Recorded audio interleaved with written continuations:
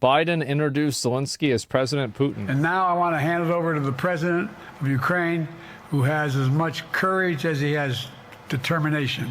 Ladies and gentlemen, President Putin. President Putin. He's going to beat President Putin. President Zelensky. I'm so focused on beating Putin, we got to worry about it. Anyway, Mr. President. I'm better. You are a hell of a lot better. And now This is the final nail. I love how people think that this is going to stop him. Ukraine, who has as much courage as he has determination. Ladies and gentlemen, President Putin. And now, guided this alliance through one of the most consequential periods in its history. I realize, I was talking to your wife, I personally asked you to extend your service.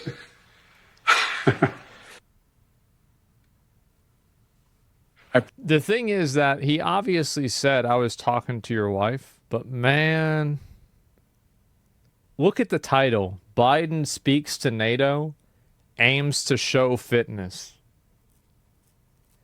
Guys, I'm not sure he hit. I'm pretty sure he missed, guys. Biden is live. No, I have to see this. Especially the United States. We collected intelligence that Russia was planning to invade He's trying Ukraine to say Putin's like months before the invasion. Hitler? Is that what he's trying to say? I directed the intelligence community to be a significant amount of intelligence be declassified so I could start building an international coalition to oppose the invasion. Then in February, some of you remember, I warned the world that the invasion was imminent. He's not going to fuck this up, by the way. I rallied a coalition of 50 nations from Europe to Asia. He's reading off to the help script. Ukraine defend itself.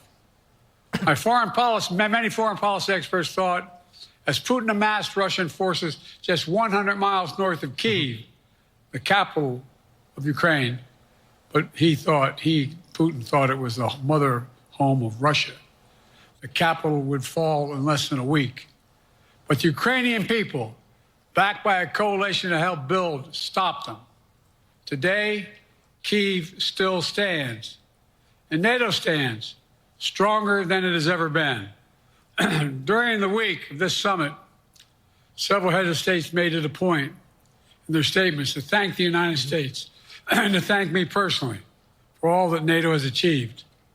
NATO is not only stronger, NATO is bigger because we led the charge to bring in Finland and Sweden into the alliance. And it makes a gigantic difference. Excuse me. Meanwhile, my predecessor has made it clear. Oh, my God. There's no commitment to NATO. He's made it clear that he would feel no obligation to honor Article 5.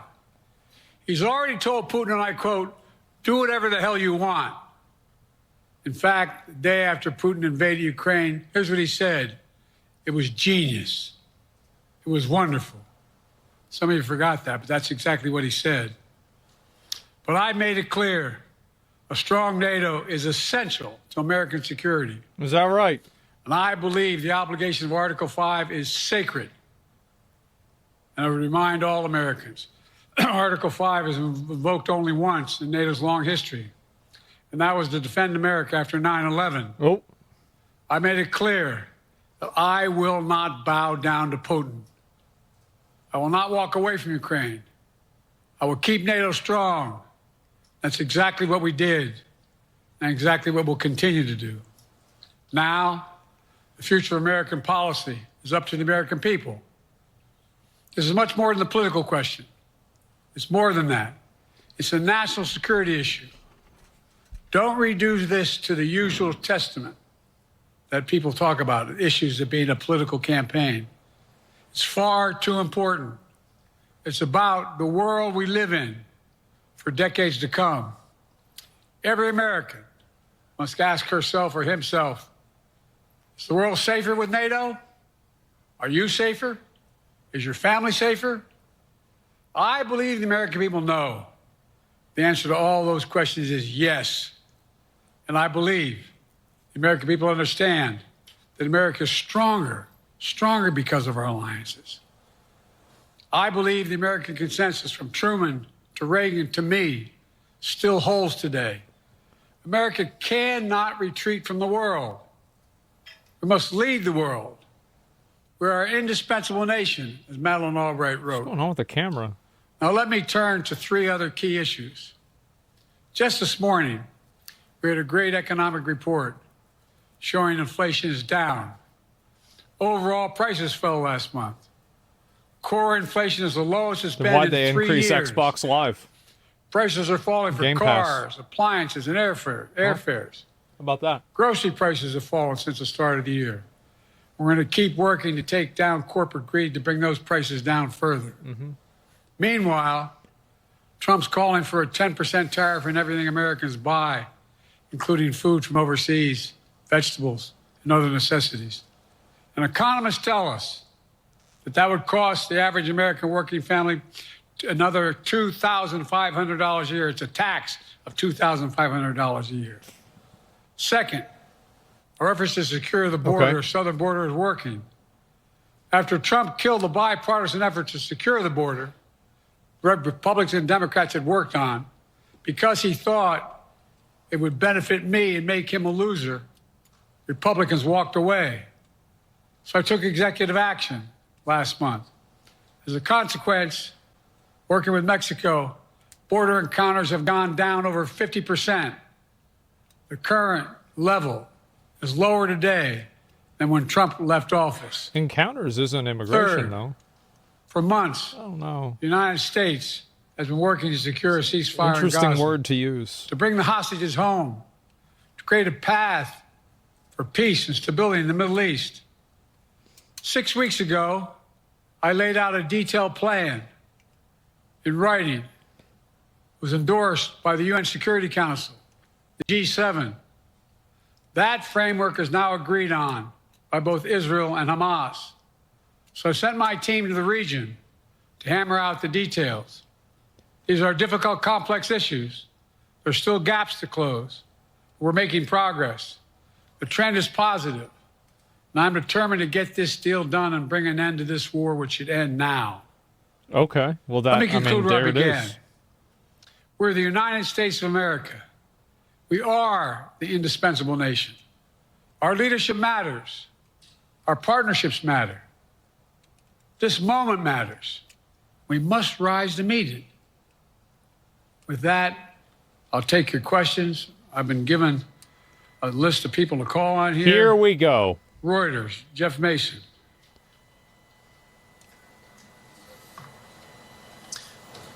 Mr. President, your political future has hung over the NATO summit a little bit this week. Yeah. Speaker Pelosi made a point of suggesting that your decision on whether to stay in the race was still open.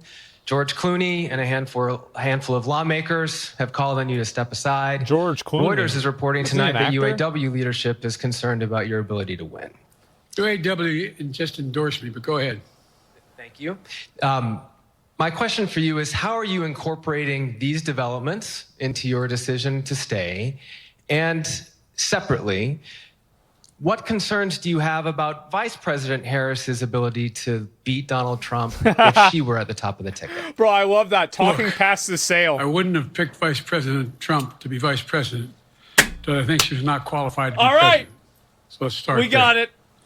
Number Yep. one. All right, that's one. The fact is that the consideration Yep. is that I think I'm the most qualified person Uh-huh. to run for president. Clearly. I beat him once, and I will beat him again. There it is. Secondly, the idea, I served in the Senate a long time. Yep. The idea that 300 years ago. senators and congressmen running for office worry about the ticket is not unusual. And I might add, there are at least 5 presidents running or incumbent presidents who had lower numbers than I have now, later in the campaign. So there's a long way to go in this campaign. There And sure so is. I'm ready for it, too. I'm just going to keep moving. And because, look, I got more work to do. We've got more work to finish. Vice President Trump. We've made How so about much that? progress. Think about it. Think about where we are economically relative to the rest of the world. Name me a world leader who wouldn't want to trade places with our economy. You said that We've before. created over 800,000 manufacturing jobs, 1.5 million. So things are moving. I mean, that We got prince more from to Saudi go. Arabia is doing pretty well, Working right? class people still need help. Yeah, Corporate he all greed right. is still at large. Their prices, the corporate profits have doubled since the pandemic. They're coming down. And so I'm optimistic about where things are going. Danny Kemp, AFP. Jesus. Thanks. Thank you, Mr. President. I wanted to ask you about you mixed up Presidents Zelensky and Putin earlier today. Yeah. And you now have sort of your key allies, including the British Prime Minister, the President of France, the German Chancellor having to Him step laughing in and about make it's the best excuses for you reaction on he that. can have, by the way. Officials here are saying off the record that your decline has become noticeable. Oh, Hasn't this now shit. frankly become damaging for America's standing in the world? Thank you. Did you see any damage to our standing by leading this conference? Yeah. Have you seen a 'cause more successful conference? He just mentioned What do you it. think? And the Putin piece, I was talking about That's Putin, what he and I just, said, he literally "Now," just started off at with the that. very end. I said, Putin. I said, no, I'm sorry, Zelensky. And then I added 5 other names. Look, guys. Look, The guys. idea anybody suggests that we haven't had an incredibly successful conference. How many times did you hear in that conference? I know it sounds too self-serving, but other leaders, heads of state, in thanking me, saying the reason we're together is because of Biden, because Biden did the following. Look, folks, this is well, anyway. True. I thought it was the most successful conference I've attended in a long time. There it is. And find me a world leader who didn't think it was. True. Next one. Nancy Cordes, CBS. Man.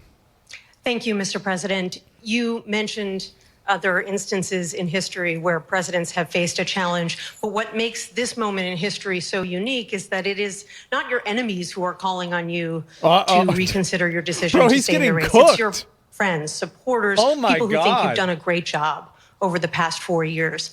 Have you spent time thinking about what it would mean for your legacy, which you've worked decades to build, if you stay in the race, despite the concerns that voters say they have, and you lose to someone who you yourself have argued is unfit to return to the Oval Office? Ooh. Look, Look. I'm not in this for my legacy. I'm in this to complete the job I started.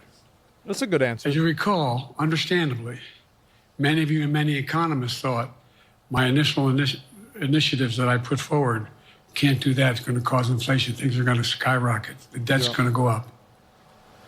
What are you hearing now from mainstream economists? 16 economic Nobel laureates said I've done a hell of a job. So, like, I went And to under get my food plans so far and what's going to happen last night, in and the future if I'm reelected, that things are going to get much better. Our economy is growing. I was determined when I got elected y'all the same way. to stop the trickle-down economic theory. $42. That if the wealthy did very well, everybody else would do well. My dad was a well-read, decent guy. I don't remember much trickling down on his kitchen table. Middle-class people and working-class people need help. And so what happened is I decided to was able to implement as president what I believed when I was a senator. And that is that the way to build this economy is from the middle out and the bottom up. Okay. That way we grow the economy. And the wealthy still do very well. Well, the dollar menu They is do going. fine. And guess what? Find me an economist, a mainstream economist, who said we haven't done well. What have we not done that isn't working right now? And so we got more to do, though. We got to finish the job. And by the way, I come from the corporate state of the world. Delaware has more corporations registered in Delaware than every other state in the nation combined. Yeah. I'm not anti-corporate, but corporate profits have doubled since the pandemic. Doubled. It's time to get back in order a little bit. It's time, for example, if I'm reelected, we're going to make sure that rents are kept at 5% increase in corporate rents for apartments and the like and homes are limited to 5%. We're going to make a lot of changes that I've been talking about because we're going to continue to grow this economy. And by the way, I know, remember how I got so roundly criticized for being so pro-union, not labor, union. Well, guess what? I've been the most pro-union labor president in history. Damn. Not a joke. And guess what? Damn. We had the Treasury Department do a study. When unions do better, everybody does better. Everybody does better. And we talk about how, for example, when I went, remember when we talked about getting the computer chip industry back in the United States? Used to be 40% of the industry. We invented the chip. 40% of the industry was in the United States. And former presidents decided that the best way to do it is find the cheapest labor in the world, send the product over there, and import what the product was. And so what did I do? I was told not to go over to Europe, to Asia, including Europe, but Asia. And I remember going to South Korea, convincing them to invest $20 billion in the United States to build computer chip factories. For sure. And I asked why when they finally decided to do it. And the answer was because you have the safest economy in the world and you have the best workers in the world. So the whole idea here is we've invested, there's over $50 billion in investment in computer chip manufacturing just coming into being. None of you thought that would happen. None of you thought that would happen. But it's happening. It's happening. And it's going to grow economies. All through, and by the way, that was good. That was good, bro. That was good. Matter of fact, there's as much in red states as blue states. I've made no distinction. So my generic point is that the idea that we can't continue to build and grow the economy, make it fairer. Like I said, from my standpoint, when the middle class does well, that's when the whole economy grows. The poor have a shot, the wealthy do well. But the wealthy got to start paying their taxes. As a follow-up, sir, you mentioned that your Vice President Kamala Harris would be ready to serve on day one. Oh, Can you no. elaborate on that? What is it about her attributes and her accomplishments over the last 4 years that make her she didn't ready even to listen. serve on day one if necessary? First of all, the way she's handled the issue of freedom of women's bodies to have control over their bodies. Secondly, her ability to handle almost any issue on the board. This was a hell of a prosecutor.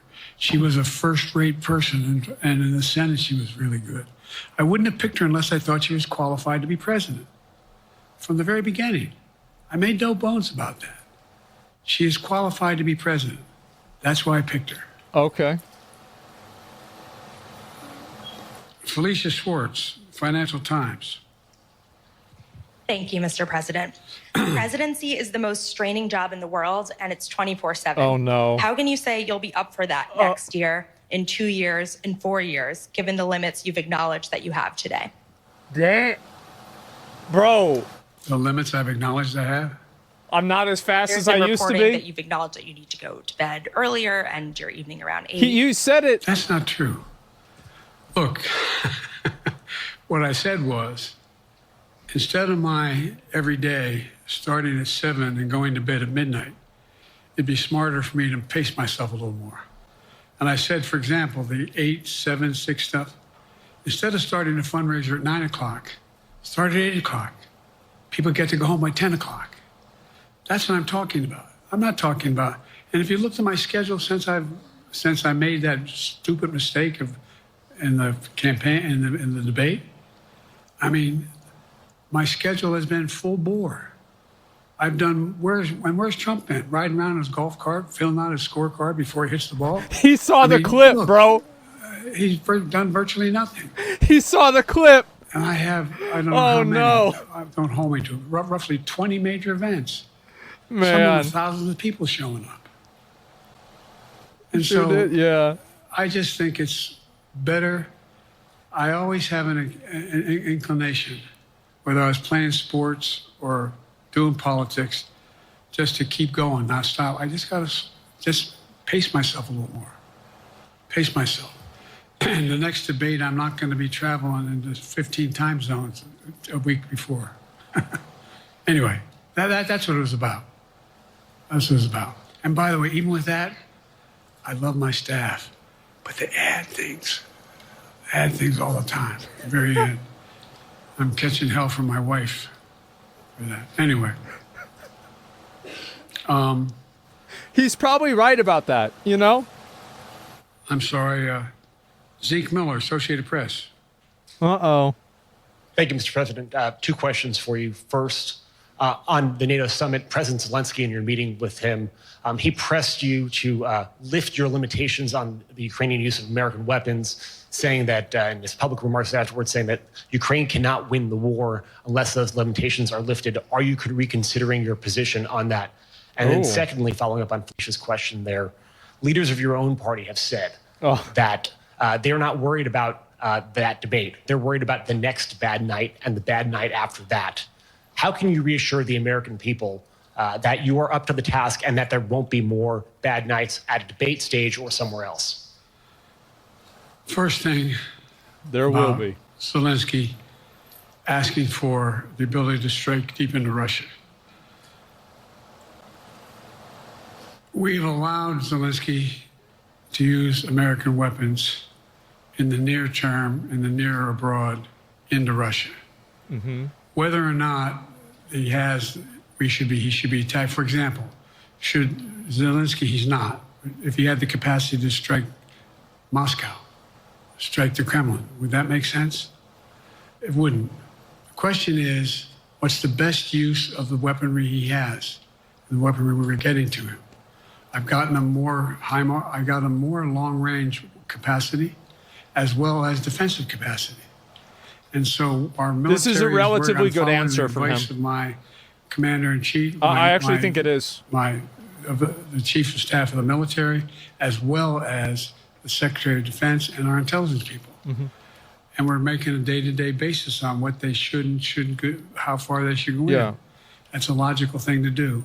Second question related to bad nights. About Sir, you being old. Reassure the American people that you won't have more bad about nights, how you whether they fucked be on a stuff debate up. stage or it's a matter of foreign policy. Yeah.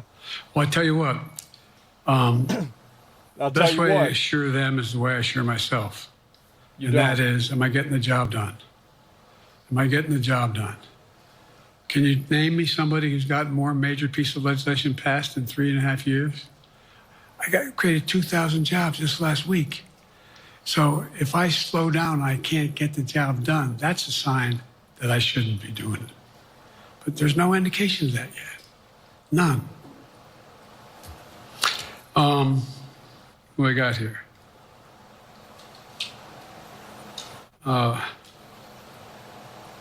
Merrick, Pulaski Radio.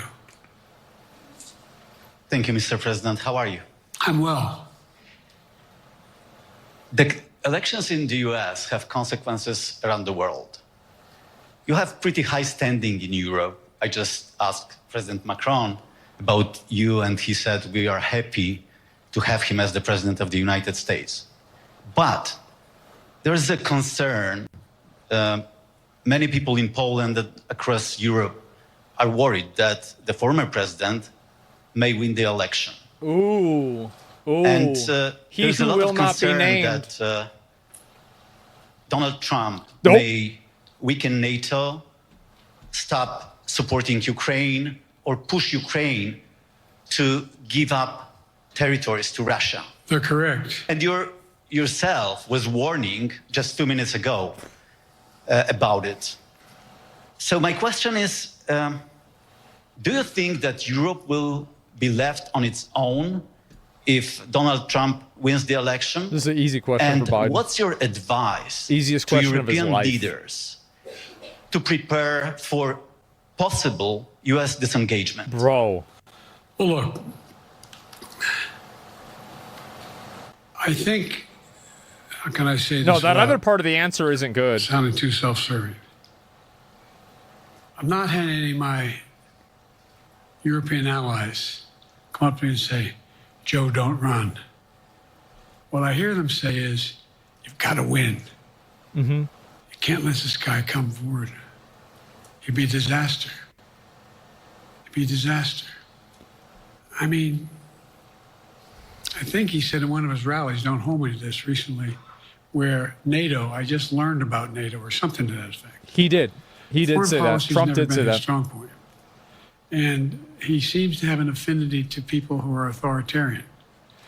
That worries, as I tell you, Poland, that worries Europe.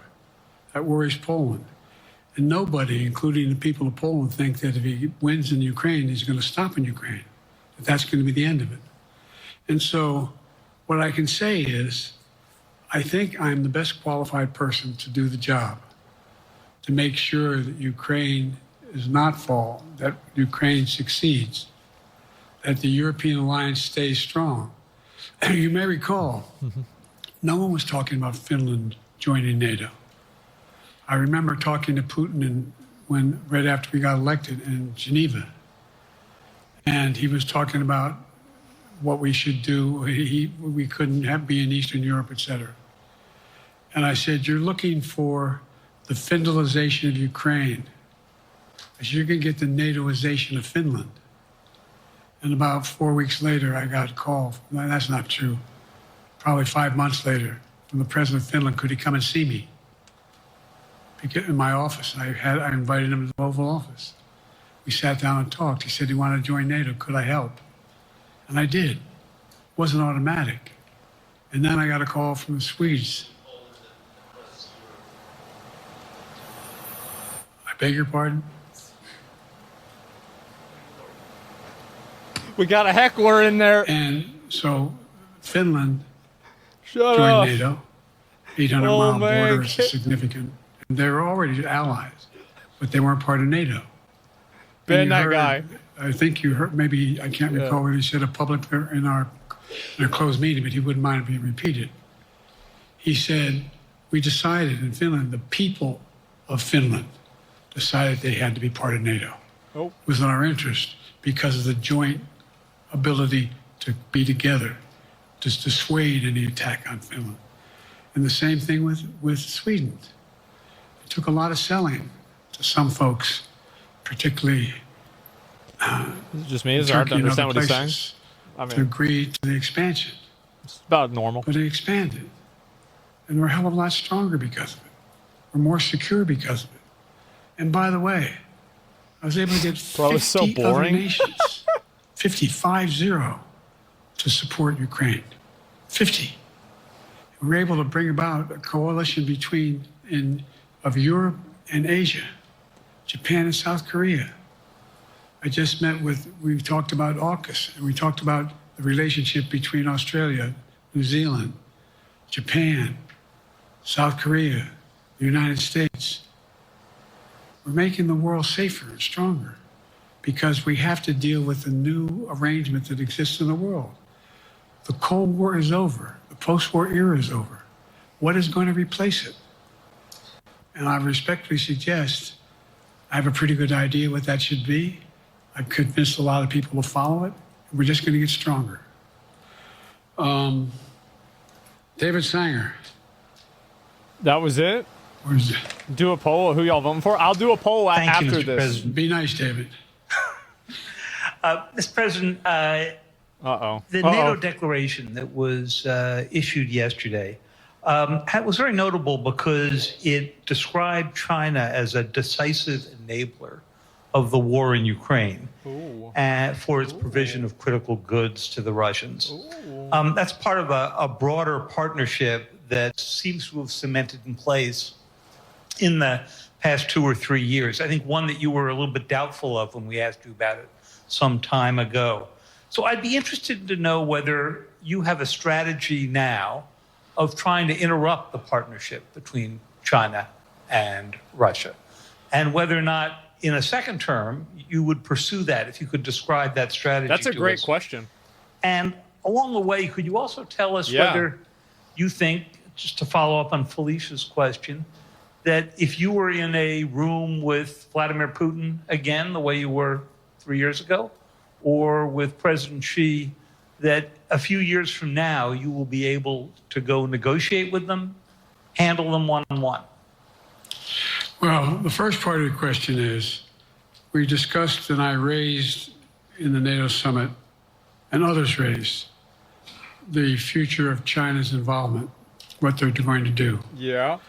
What they're doing with Russia in terms of accommodating, facilitating, they're getting access to additional, they're not supplying weapons themselves, they're supplying mechanisms for for them to be able to get weapons. And China's position is basically, and I've spent more time with Xi Jinping than any world leader has, over 90 hours since being vice president all the way through, for real. And by the way, I handed all my notes. But my point is that Xi believes that For real. China is a large enough market that they can entice any country, including European countries, to invest there in return for commitments from Europe to do A, B, C, or D, or not to do certain things.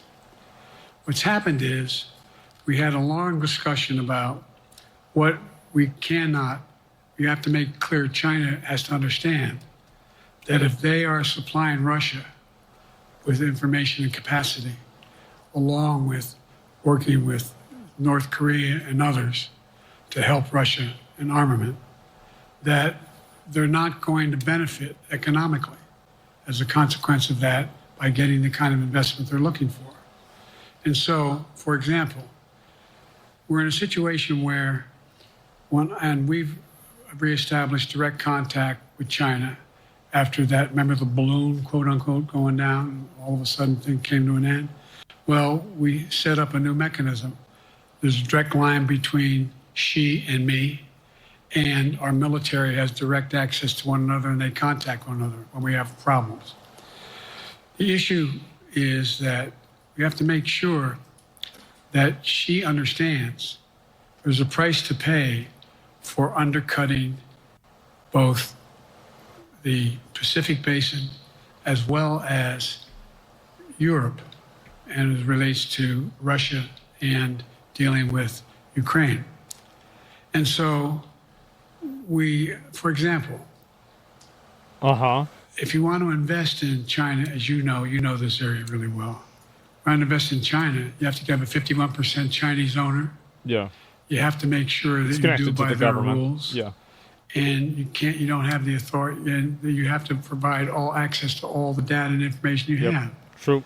There was a while there, as you recall, the last administration and other administrations, where the access to that market was enticing enough to get companies to come in because they had access to over 1 billion people. It's been like that for a while. A market, not 1 billion, but a lot of people in the market.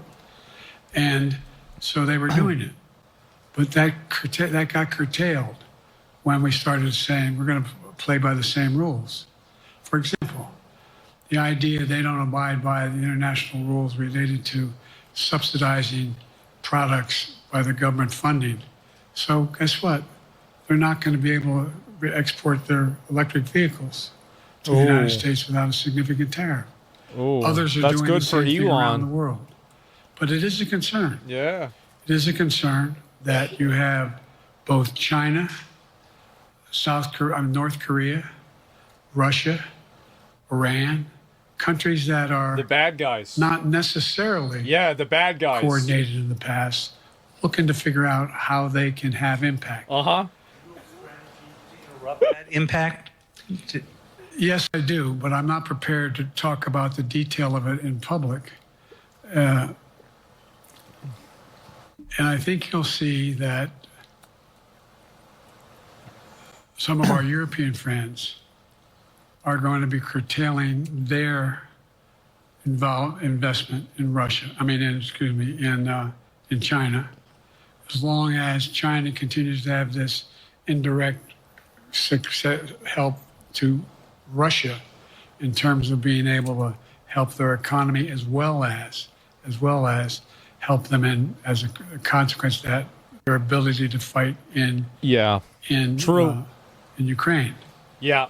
The other thing that we talked there it is. about is that, and I raised it, and there was I didn't hear any. I can't swear that everyone agreed because not everyone got to talk about it, but we need a new industrial policy in the West. For example, we talked about how both the EU as well as NATO has to be able to begin to build their own munition capacity, has to be able to generate their own capacity to provide for weapons and the ability to it came as a surprise to some of us how we had fallen behind in the West in terms of the ability to construct new material, new weaponry, new everything from vehicles to weapon systems. And so one of the things that came out of this was we're going to be meeting again with a number of my colleagues, my European colleagues, is what do we do to increase the capacity of the West, particularly in Europe and Japan, to be able to generate the kind of ability to produce their own weapon systems. Not just for themselves, but to be able to generate that. It's the same, it's what Russia's trying to figure out. That they went to China and they didn't get the weapons, but then they went to North Korea. But we're going to be in a position where the West is going to become the industrial base for it to be able to, the ability to have all the defensive weapons that we need. That was a discussion as well. Yeah. After you answered on whether you would be ready to go deal with Putin and Xi 2 or 3 years from now. I'm ready to deal with them now and 3 years from now. Look, For sure. like I said, I'm dealing with Xi right now and direct contact with him. I have no good reason to talk to Putin right now. There's not much that he is prepared to do in terms of accommodating any change in his behavior. And but there isn't any world leader I'm not prepared to deal with. But Besides him. I understand the generic point is Putin ready to talk? I'm not ready to talk to Putin unless Putin's ready to change his behavior. And the idea, look, Putin's got a problem. There it is. First of all, in this war that he is supposedly have won, and by the way, I think, don't hold me to the exact number, but I think that Russia had 17.3% of Ukraine that they've conquered. Now it's 17.4. I mean, in terms of percentage of territory. So I would assume percent would be. They've not been very successful. They've caused horrible damage, loss of life, but they've also lost over 350,000 troops, military, killed or wounded. Jesus Christ. They have over 1 million people, particularly young people with technical capability, leaving Russia because they see no future there. They've got a problem. Yeah. But what they do have control of is they are very good at controlling and running the public outcry that relates to how they use mechanisms to communicate with people. They lie like hell to the constituencies. They lie like hell about what's going on.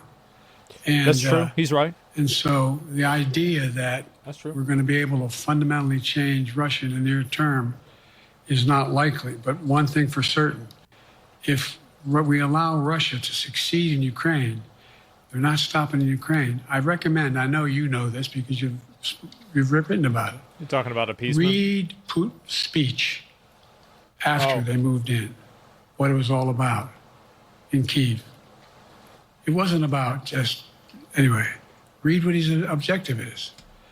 And anyway, but so I think that I'm prepared to talk to anyone who wants to talk, including if Putin called me and wanted to talk. Last time I talked to Putin was trying to get him to work on an arms control agreement related to nuclear weapons in space. That didn't go very far. So my point is, I'm prepared to talk to anybody, but I don't see any inclination.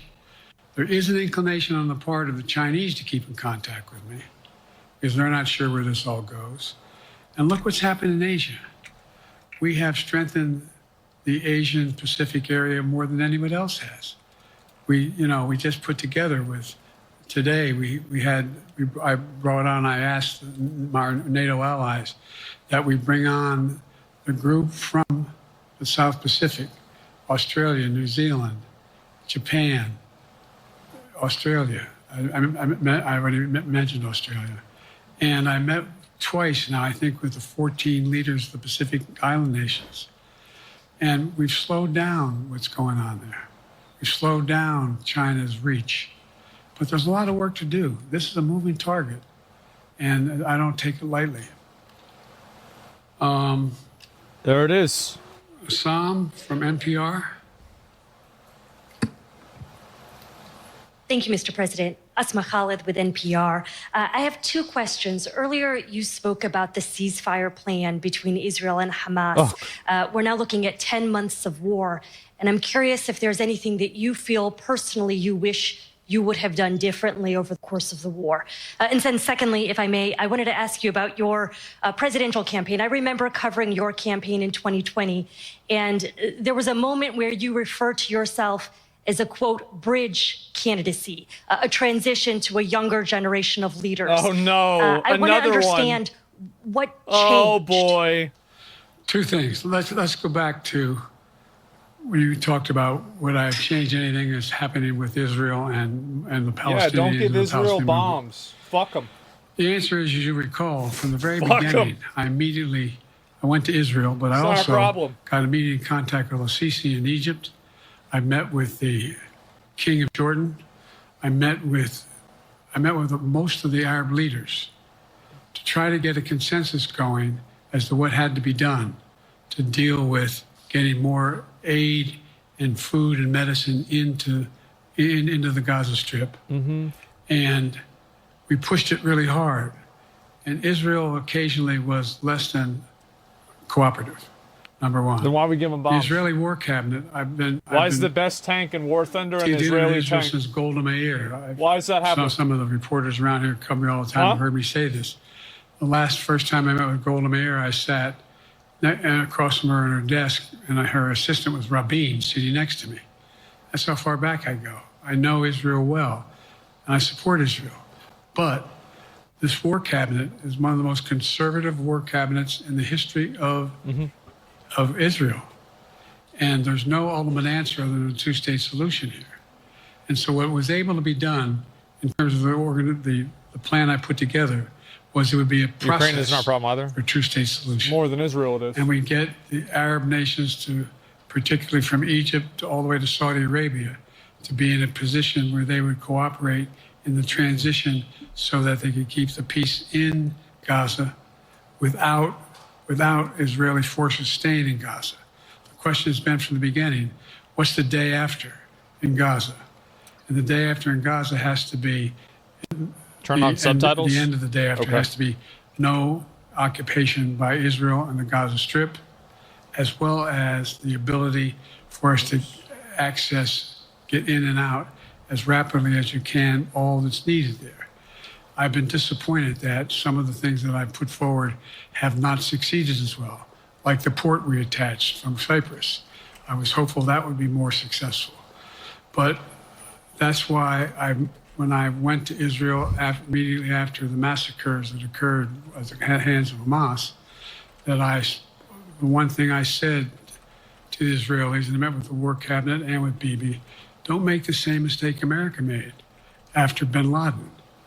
There's no need to occupy anywhere. Go after the people who did the job.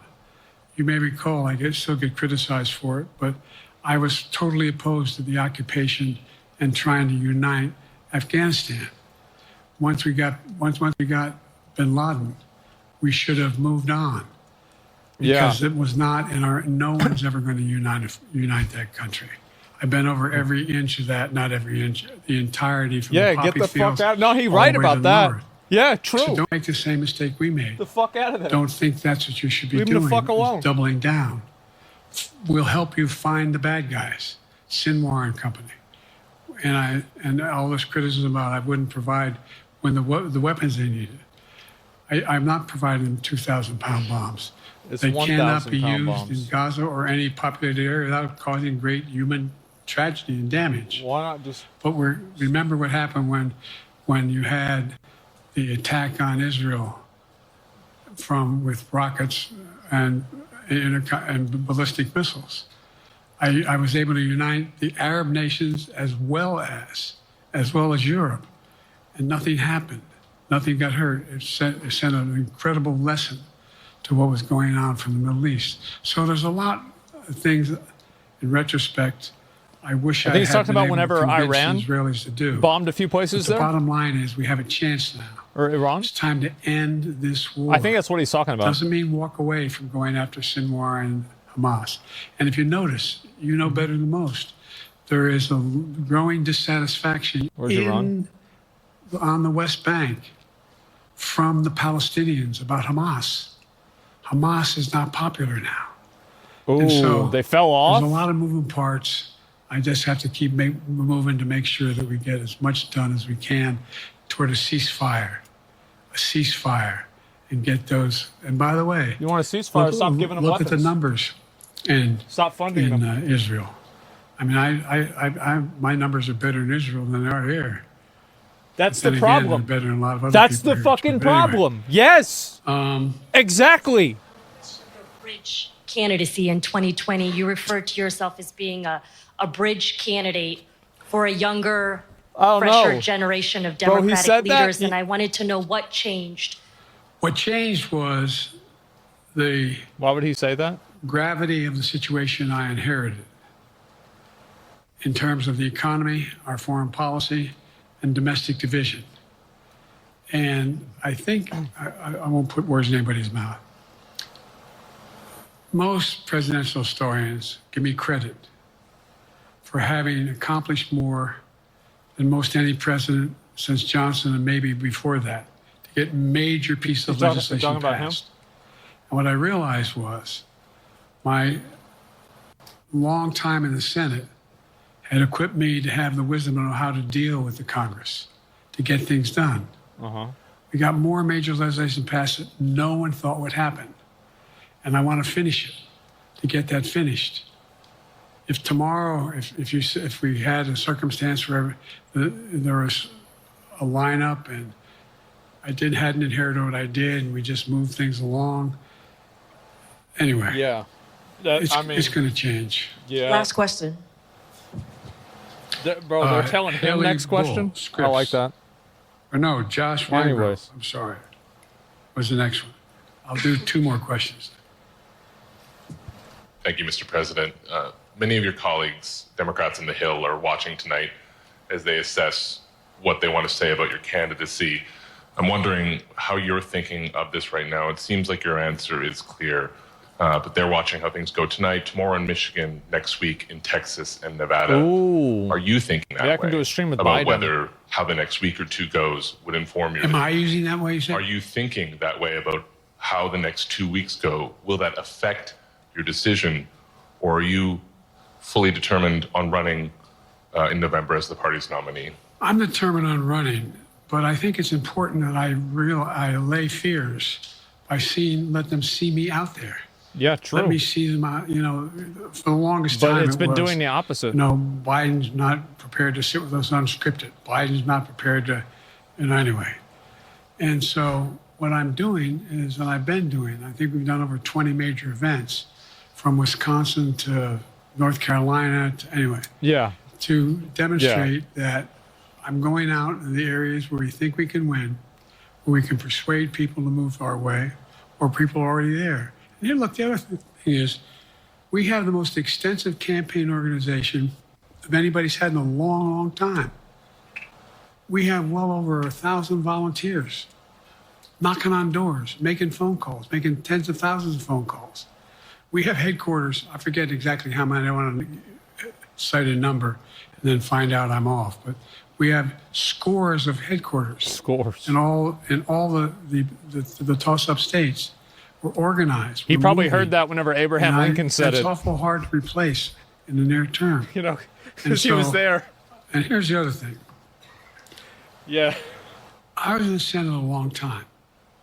Very proud of what I've done in the Senate. I was chairman of the Foreign Relations Committee for a long time, and I was chairman or ranking member and chairman of the Judiciary Committee. I'm going to be going down to the Johnson Library. Anyway, I'm going to be going around making the case of the things that I think we have to finish and how we can't afford to lose what we've done or backslide on civil rights, civil liberties, women's rights. There's that little button we have. Didn't you Control guns, not girls. I mean, the idea we're sitting around. This is where Kamala's so good as well. We're sitting around. More children are killed by a bullet than any other cause of death. The United States of America. What the hell are we doing? What are we doing? Bro, he just entered phase 2. Saying, promise the NRA, don't worry, I'm not going to do anything. The Adderall kicked in. I'm not going to do anything. Oh, you got a Supreme shit. Court that is what you might call the most conservative court in American history. This is ridiculous. There's so much we can do still. And I'm determined to get it done. It's about freedom. And by the way, I'll end this. Well, I'm not going to do that. Haley has to come up too. But I remember I made a speech on democracy in Philadelphia at Independence Hall. Mm-hmm. And I'm not being critical, just observing. The bulk of the press, what the hell is he talking about that for? Democracy. You did. Democracy's not an issue. Democracy's not an issue. He's looking Except at the polling data showed 60% of the people knew I was right, thought I was right. Damn, well, that I'm not means you're asking right. you a question. You don't have to answer, obviously. But do you think our democracy is under siege based on this court? Do you think democracy is under siege based on Project 2025? Ooh, I Do you keep think hearing he about means that. what he says when he says he's going to do away with the civil service, eliminate the Department of Education? Ooh. Make sure, I mean, we've never been No, here he's not before. going to do any of that. And that's the other reason why I Same didn't as he say didn't do anything hand the off first to another time. generation. I've got to finish this job. I've got to finish this It's not job gonna happen. because there's so much at stake. We've had some discussions over the past few days with your press secretary about the question of health exams. Oof. And you said you take a cognitive test every day in this job. Are you open to taking another physical or test before the election? Nah. Governor Whitmer of No, I Michigan, haven't. for instance, said it wouldn't hurt to take a test. It wouldn't hurt. Well, look, I two think it things. would. One, I've taken 3 significant and intense neurological exams by a neurologist. This is a really bad time to In fuck each that case up. as recently as February. It's a really say bad I'm time in to good fuck shape. that up. Okay? Man. Although I do have a little problem with my left foot because it's not as sensitive because I broke my foot and didn't wear the boot. But I'm good. I'm tested Good every one. single day on my neurological capacity to do decisions I make every day. You talk to my staff, all of you talk to my staff. Sometimes my staff talks a lot. But the fact of the matter is, I don't think you have them telling you that all the major ideas we've undertaken haven't been in part initiated by me. I remember when the staff, I said, I'm going to go to South Korea. We're going to get the chip. What are you doing? I'm going to get Japan and Korea back together again after not essentially having hostilities toward one another since the end of World War II. I'm going to Did he move do and that? see that we can expand it. You know, the only True. thing age does is help you with it. Creates a little bit of wisdom if you pay attention. I see that. And so the point I'm making is, Yeah. I think it's important that if Yeah. the neurologist tells me he thinks I need another exam, and by the way, I've laid every bit of the record out. Hadn't hidden a thing. You ought to ask Trump for his, okay? I laid it all out. And every single day I'm surrounded by good docs. If they think there's a problem, I promise you, or even if they don't think it's a problem, they think I should have a neurological exam again, I'll do it. But no one's suggesting that to me now. And I'll ask you another question. No matter what I did, no one's going to be satisfied. He right. Did Biden you have is right. 7 docs? He's actually right Did you about have that. 2? Who'd you have? Yeah, Did you do this? he's right. How many times did you? So I am not opposed if my doctors tell me He I should go have off that another line more. neurological exam, I'll do it. But that's where I am. Haley Bull, Scripps. He's reading the Mr. teleprompter. President, you said you're making decisions on a day-to-day basis when it comes to support for Ukraine. Does that mean you have not closed the door on further considering lifting restrictions for U.S.-made weapons inside Russia? And if I may, your convention is coming up where your delegates are pledged to make you the official nominee If they have second thoughts, are they free to vote their conscience? Ooh. Obviously, they're free to do whatever they want, but I got overwhelming support. Overwhelming support. That's a good answer. I won, I forget how many votes I won in the primary. Overwhelming. And so tomorrow, if all of a sudden I show up at the convention, everybody says, we want somebody else, that's the democratic process. It's not going to happen. Even if that means they vote for someone else? Sure. Look. He's right for saying that. I'll end this with this. I served in the Senate a long time. I understand the impetus of candidates running for local office and whether they think the topic can help them or not. He's going off the script. In my state of Delaware, which was a very, at least it was a red state when I started, in terms of where you now talk red and blue. I don't recall most of the Democratic presidents winning my state when I was a candidate. The truth of the matter is I understand the self-interest of every candidate. If they think that, running with Biden at the top is going to hurt them, then they're going to run away. I get it. But so far, go and look at the polling data in their states. Look at the in-depth, and by the way, I think you'd all acknowledge, and you're all experts. I'm not being solicitous about the president. You're experts on this stuff. How accurate does anybody think the polls are these days? Then why would you look at the I can give you a polls? series of polls where you have likely voters, me versus Trump, where I win all the time. Mm-hmm. When the unlikely voters vote, he wins sometimes. The bottom line is all the polling data right now, which I think is premature. We'll because do the our own campaign poll, really hasn't guys, started. after this. I mean, it hadn't started in earnest yet. Most of the time, it doesn't start till after September, after Labor Day. So a lot can happen. But I think I'm the best I believe I'm the best qualified to govern. And I think I'm the best qualified to win. But there are other people who could beat Trump too. But it's awful start from scratch. And, we talk about, money raised. We're not doing bad. We got about $220 million in the bank. We're doing well. So with that, you have any want to follow up on any of that you just asked me? Yes. You earlier explained confidence in your vice president. Yes. If your team came back and showed you data that she would fare better against former President Donald Trump, would you reconsider your decision to stay in the race? No. No, unless they came back and said, there's no way you can win. Me. No one's saying that. No poll says that. Mr. President, Okay.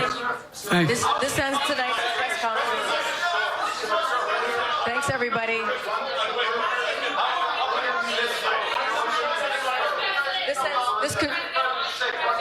How's he going to get off the stage? Earlier, you misspoke in your opening answer. You referred to Vice President Harris as Vice President Trump. Who cares? Right now, Donald Trump is using that Who cares? to mock your age and your memory.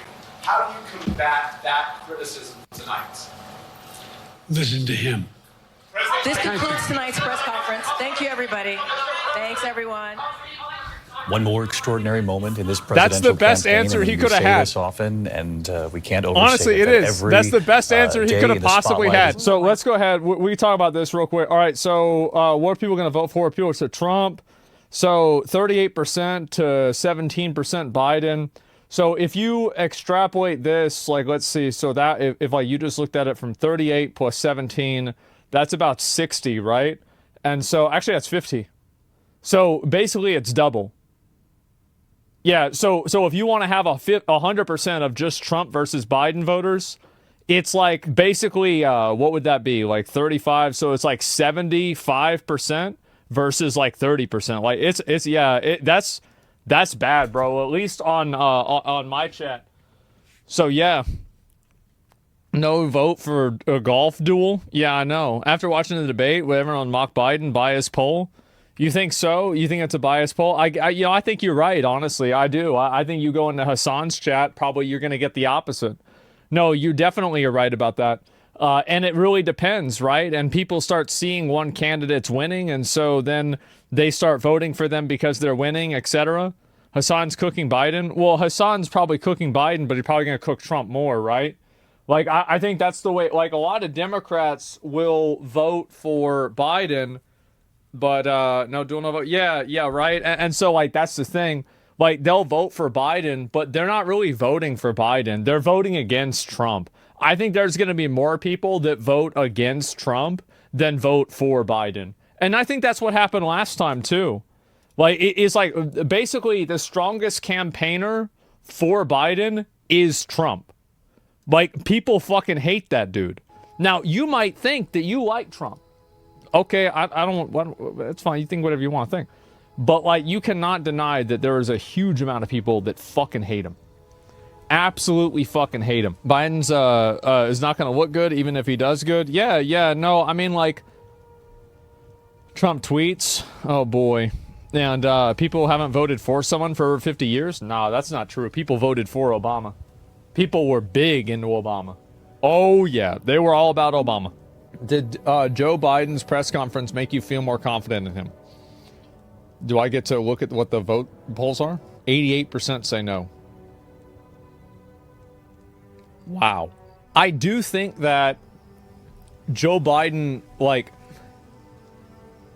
I hate to say this, I think it could have been worse. He had a few fuck-ups, but they were like accidental. I accidentally said this word instead of the other word.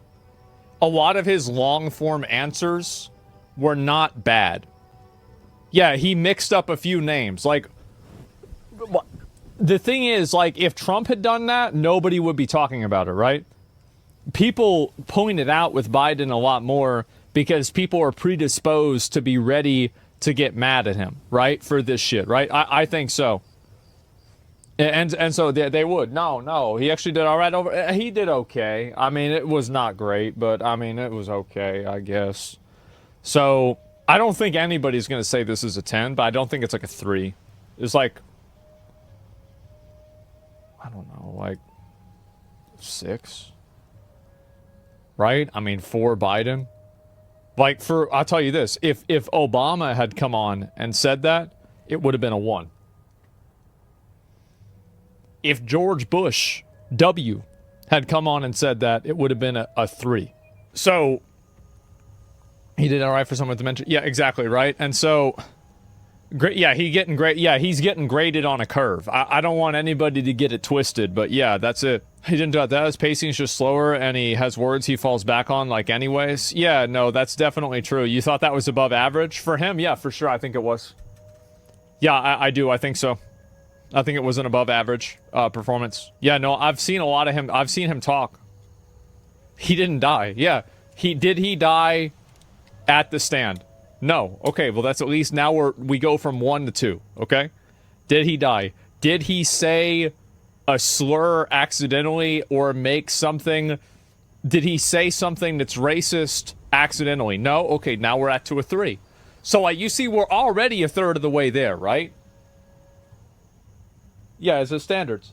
The Putin thing, though, that was stupid, but, like, I mean, it's not that big of a deal. How much drugs they pumped on him? Yeah, it's not that big of a deal. Regardless of opinion, he doesn't need to be president while 2 wars are going on. I think, like, here's the reality.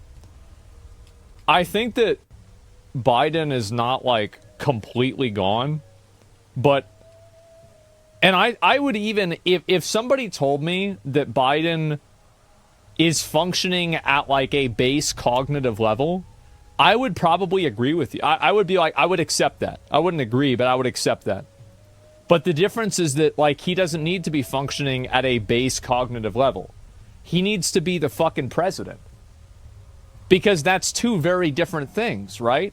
Because, like, me saying or him saying, yeah, I passed this basic cognitive test. This is a test that they give people after they get hit, like, you know, with a car or something.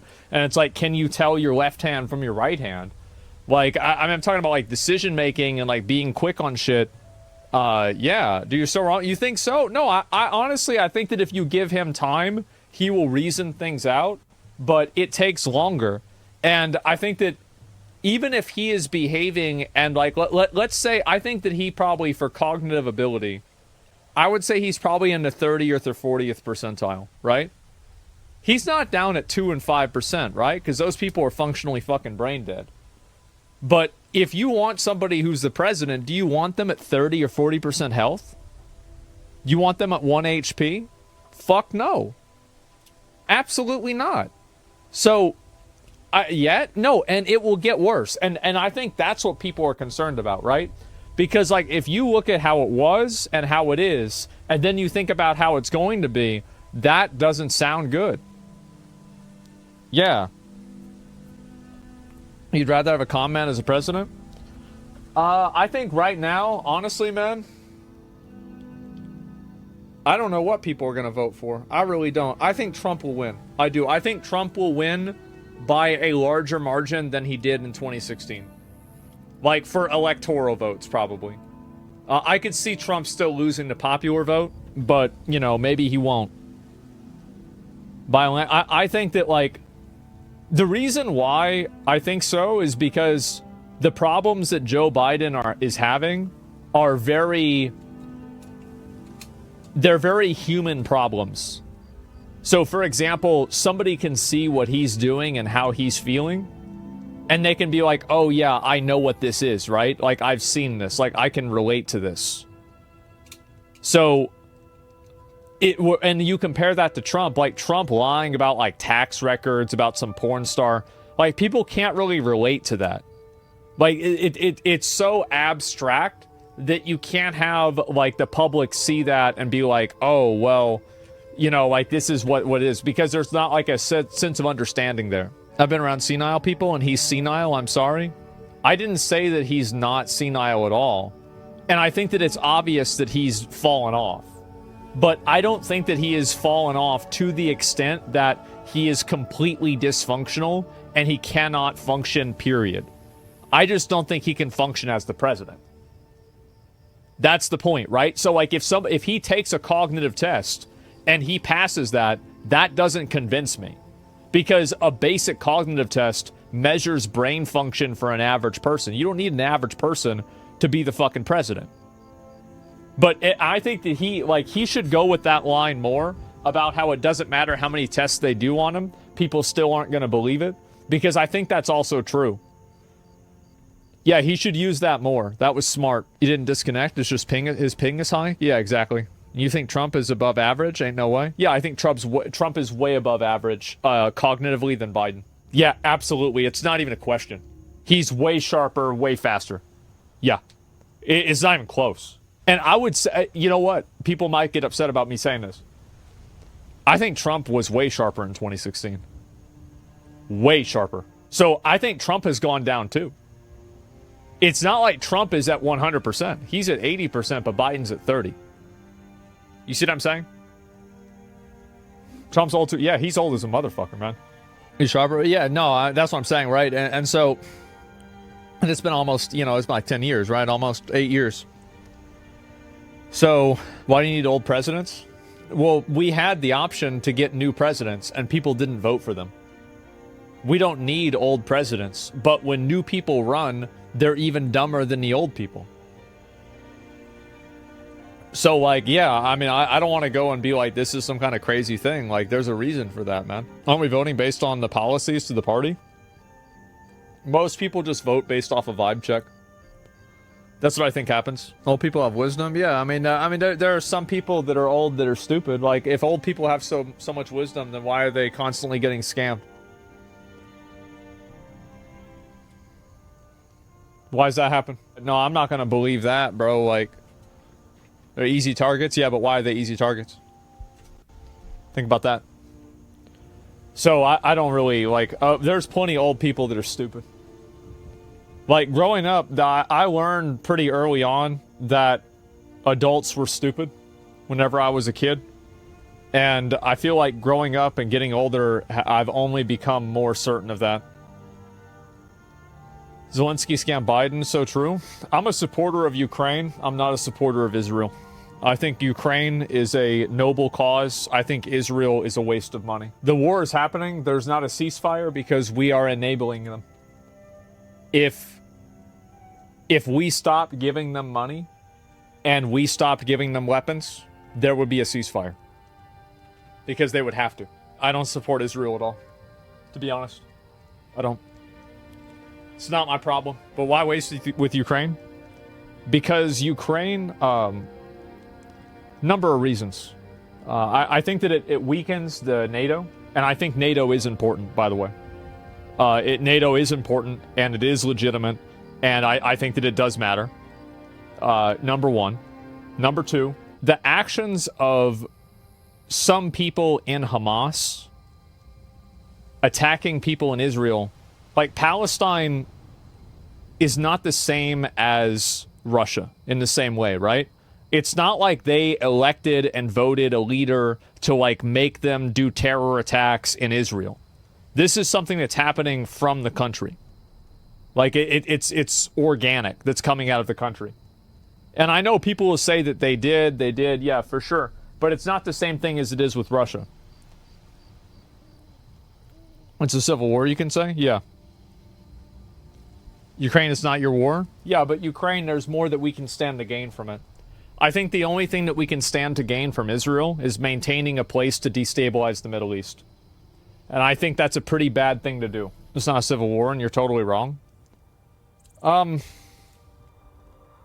don't think that I am. I think that there's probably a lot of people, and this is the same with Russia, is that there's a lot of people in Russia that probably don't support the war either, and they're not fans of it. And I think it's the same in Palestine as well. But I think that, like, the central government of something like Russia is much more united than something like Hamas. Like, for me saying that the central government of Russia is more united than Hamas, I'm surprised that this is a controversial take. People are disagreeing with this. And, like, the reason why also is, like, Russia has, like, airstriked, and they have fucking bombed the shit out of Ukraine. I've seen the videos of it, right? I've seen the videos. That's why so many people have died over there. It's a totally different situation. It's pretty obvious. Yeah, exactly. How can you say that? Well, I just did. Yeah, it's controversial because MSM pushes it. So how does Ukraine win? They're losing the longer this goes on. They win by support from everybody else in Europe and America and the US and everything. Like, there's no reason for Putin to be bombing and blowing up fucking people in Ukraine. What are they doing? What are you talking about? It's not even a question. What do you mean? Yeah, it's completely indefensible. How do you know? Because if they had a good reason, we'd know it. I agree, but it seems like a war that'll never end. No, I think it will. But anyway, that's the way I see it, right? And I know that some people are going to disagree. Everybody's going to have like whatever opinion they have. But that's what my opinion is. I'm pro-Ukraine, anti-Israel. And I'm not even like really pro-Palestine that much either. I'm pro get the fuck out of there, stop enabling this, stop fucking with this, right? So yeah. But yeah, for Ukraine, I'm not. Same should apply about Ukraine? Yeah, but I don't think so. No, I just got done explaining why I don't think so. Gladiator 2 trailer has more dislikes than likes now? Yeah, I'm not surprised. Like, a lot of people are tired of seeing really good movies have remakes that are probably going to be a downgrade. Or, like, sequels. I know it's not a remake, it's a sequel. It's obviously, like, you're still, like, riding on the coattails one way or another. Yeah, I can't wait to see somebody saying I'm anti-Israel out of context. I don't care. Like, somebody wants to say that I'm, like, anti-Semitic or something like that. They could go and say whatever they want. Doesn't matter to me. Like, I mean, that's really the truth. Like, I don't really give a shit. Like, people say all kinds of bad stuff about me all the time. It doesn't matter. Tucker Carlson interviewed Putin. Not sure if you watched it. I think that's good. I did see part of that. I don't like this, like, where, you know, if you're in conflict with somebody, you freeze the person out. I feel like that's a bad way of doing things.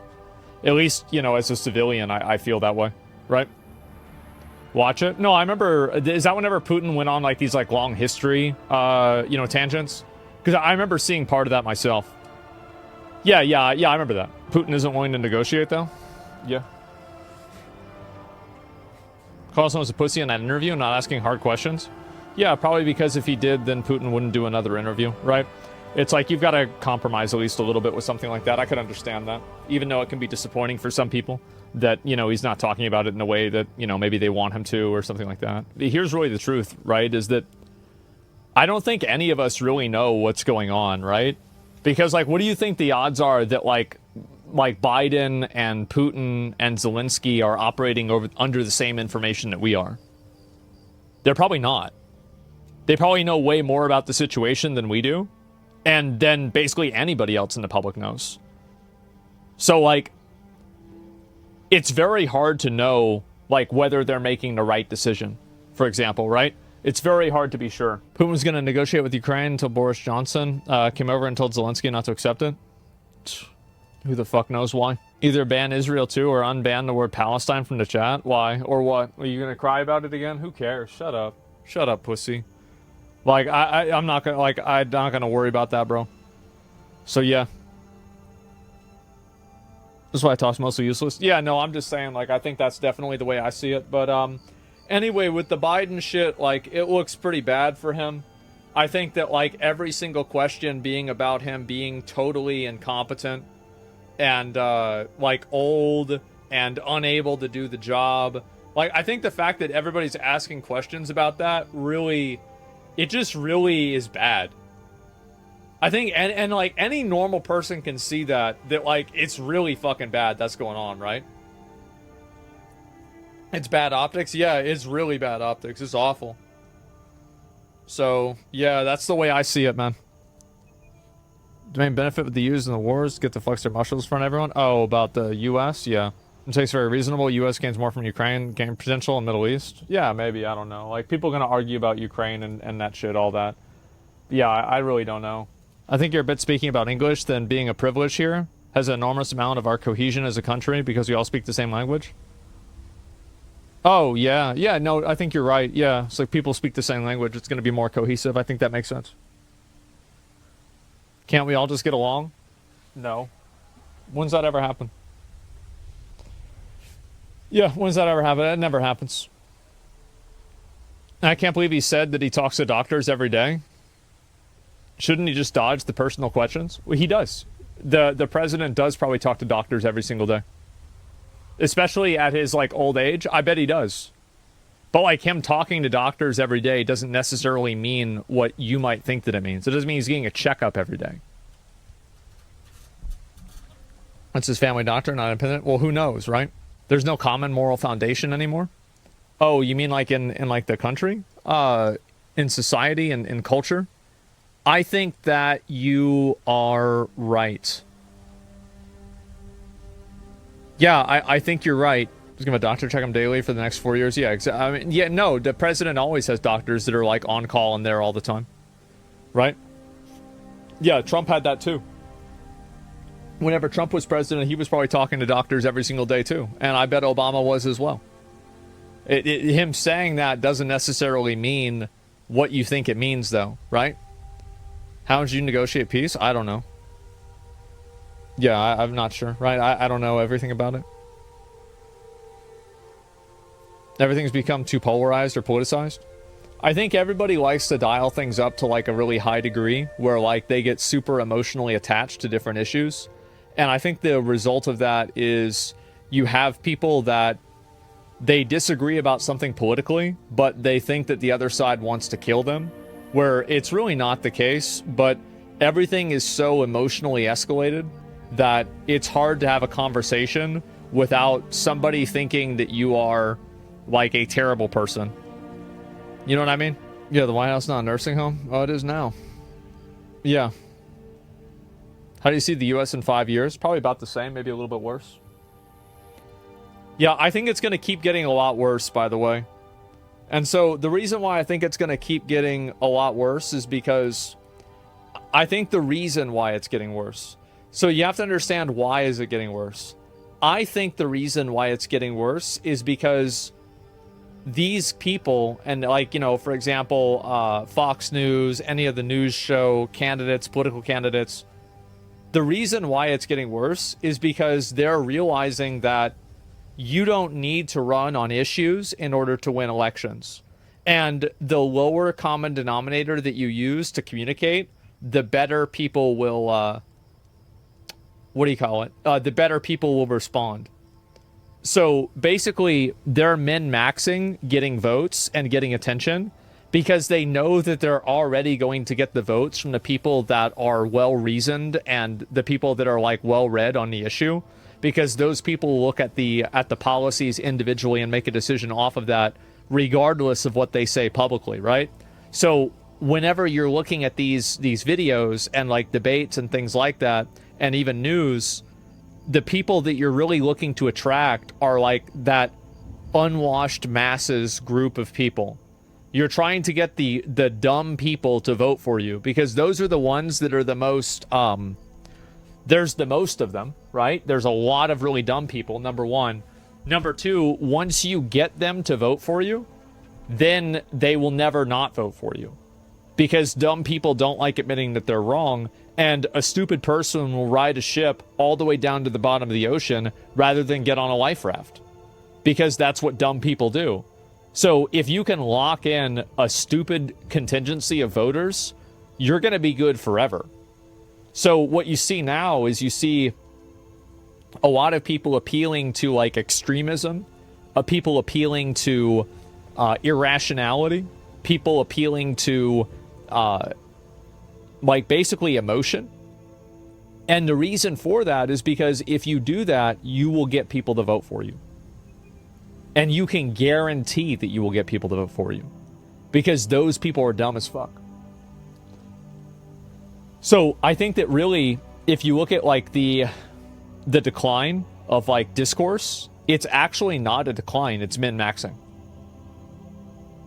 Because they know, like Biden knows, and the people that run him, they know they're going to get votes from the educated Democrats. They know that. So why appeal to them? If you're already going to win that. Well, you should go and appeal to the people that you're not always going to win. You see what I'm saying? Educated? Well, yeah, there's educated Democrats, educated Republicans, right? Those people are already informed. So you don't need to win them over.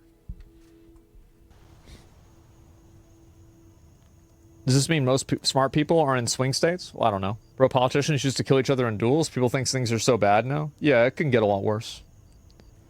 You think Trump's educated? Is Trump educated? Yeah, he's obviously educated. He's obviously educated. I mean, yeah, he's educated, of course. Like, it's the same as, so is Biden. So is Obama. But these people aren't stupid. Like, that's not the point. Do you actually care who's the president that much? How much do I care about who's president? I mean, I care. Yeah, I would say I do care. Like, I care less than I did. I feel like every election cycle, I care less. Like, whenever I first started paying attention to politics, I cared a lot. And then over time, I kind of learned that. Because the reason why I stopped caring as much is because I felt like things didn't happen the way I thought they would when the outcome happened that I had expected, or that the outcome happened that I was predicting, right? It's like, oh, if this happens, then that's going to happen. Then this happens, then that doesn't happen, right? So it's like after you see that there's no real connection to that, then you kind of lose interest. You're a multimillionaire, why would you care? I feel like most people probably aren't directly affected by the president in a lot of ways. It's not really whether you're rich or not. I feel like if you're rich, you're probably going to be affected more because of taxes, right? So it really depends. I'm just the opposite. I started to care more. I feel like there's more at stake than like Bush versus Gore, but people were also less extreme back then. Yeah, I think so too. I'd say you're more affected considering tax cuts. Hey, here's the way I look at it. Whatever the tax is, I'm going to pay the tax. That's just the way it is. That's the way that's the law. And so you just follow the law. It's that easy.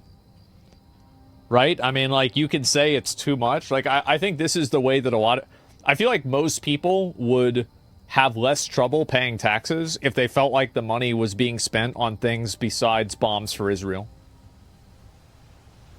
Like, if you knew that your money was going to help homeless people, I think that there would be a big shift in the way that people see taxes.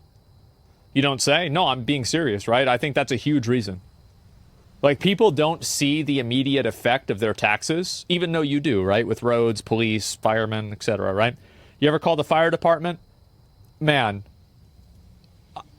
they're amazing. Like, I had to call them a couple of times myself.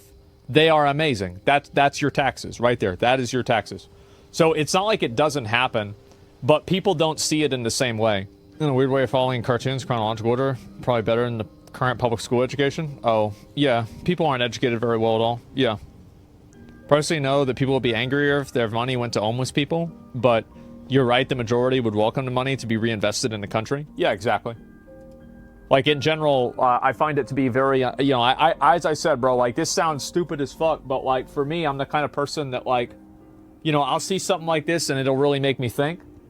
Why is it that the top tank that has the highest, it's at the very bottom of the tech tree for pay-to-win tanks in War Thunder, is from Israel? That's crazy. And so... Just because, yeah, I don't know. Don't presidents just stay what the spin doctors tell them to say? I don't know.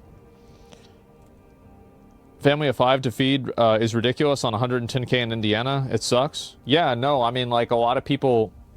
And the thing is with Biden, like, I don't think he should try to go and start talking about how, like, to do all this bullshit about how, oh, well, the economy's doing great. I think he's just making a huge mistake by talking about that stuff. Because, like, the problem is that he could be right in the abstract of, like, what the percentage of inflation is, but the percentage of inflation on a chart that an economist gives him doesn't have anything to do with a person who's not able to afford groceries. And so, I think if he tries to use that type of, like, argumentation, it's just so abstract that it doesn't mean anything. Video's supposed to be mute. I can't hear what he's saying. No, I did that on purpose. I was trying to do everybody a favor. Immigrants are expensive? Yeah, just get rid of them. Like, if you're an illegal immigrant, just deport. That's the way I look at it. It's that simple. Yeah, I don't even know why it's a conversation. Yeah, literally that simple. You're not supposed to be here, get out. All nations should do that? Yeah, of course. Do you think the U.S. political system needs a rework? I don't know. Shouldn't be a conversation. No, it's not. It's no conversation. They did that in California and there was no fruit to buy. If there's no fruit to buy, then I think that you should figure that problem out. I think the idea, so, like, what's the logic, right? You need an underclass of underpaid laborers that are often exploited so you can get cheap bananas. No, get the fuck out of here. Find something else to eat. Fuck no. Absolutely not. It's fucked, yeah. What a ridiculous thing. Do you think we need term limits on all branches of government? No. I don't think term limits are relevant. Do you know how hard it is to get into any other country? Who cares about how hard it is to get into the country? I don't think that the U.S. has any obligation to make it easy to get into the country. Like, we don't have an obligation to the world to make it easy for people to immigrate to the United States. We have an obligation for the people in the United States to do right by them. That's the only thing that matters. Everything else is secondary. The issue is even farming right now is so expensive that most farmland is now consolidated into massive corporate farms. Yeah, it sounds like it's pretty bad. Nation you mentioned earlier for War Thunder, developed technology, allows armor to survive from hits. They make a shit ton of money. Yeah, I got no surprise there. It's easier to come illegally than to come legally as a skilled individual in the U.S. I really can't say why. Yeah. I don't think undocumented immigrants are actually costing a whole lot. I think it's lack of taxes on corporate and the richest. They're riding the USA raw. I think it's both, man. I do. I don't think that, like, you... I don't think you have to choose. So, like, if you think that it's not... it's not immigrants, then that's fine, right? You can say that. But, like, I think it's both, really. It's the immigrants are costing us money, and you shouldn't have people randomly coming into the country with, like, no restrictions. And you also shouldn't have, you know, companies that don't get paid, or sorry, that aren't paying taxes. Like, it's pretty simple. It's not even a question. Like, you don't have to pick and choose. Like, it's both. Both are not paying taxes? Yeah, I mean, I don't know. Some illegals actually do pay taxes. They do. They have a separate thing. It's called an I-10. Individual Tax Identification Number. Yeah, I can go back and forth about this shit. I'm glad that I watched it. this was pretty crazy. I didn't expect it to.